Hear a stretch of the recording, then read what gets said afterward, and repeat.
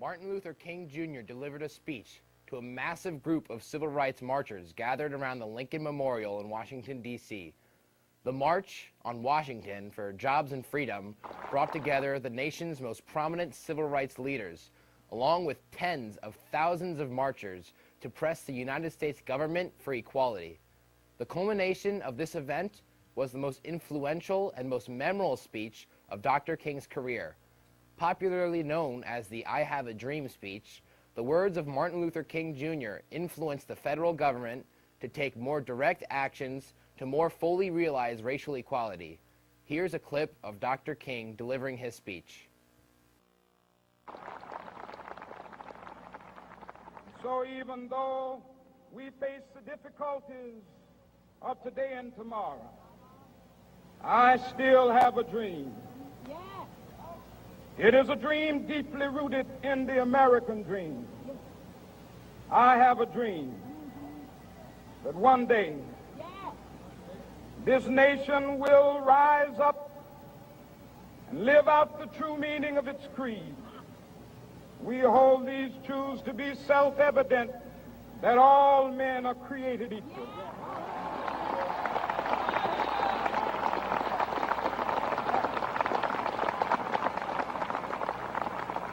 I have a dream that one day on the red hills of Georgia, the sons of former slaves and the sons of former slave owners will be able to sit down together at the table of brotherhood. I have a dream that one day,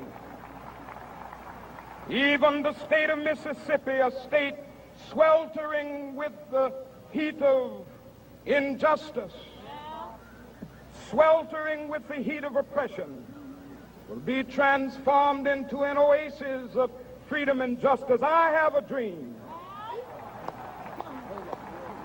that my 4 little children will one day live in a nation where they will not be judged by the color of their skin, but by the content of their character.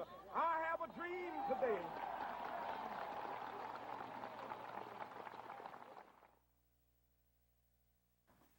Morning, ladies and gentlemen. I am Luke Russell presenting you another current event. Now, Monday there's no school because we will celebrate Martin Luther King Jr. Day. I'm fairly certain that you're familiar with him, but allow me to give you an abridged look at Martin Luther King. King was born in 1929 and lived in a comfortable middle-class family. However, his childhood was at a time where segregation was prevalent. Something King could not escape was one of the defining moments of King's childhood is when he recalls when his white playmates' parents would refuse King to let him play with their child because he was colored.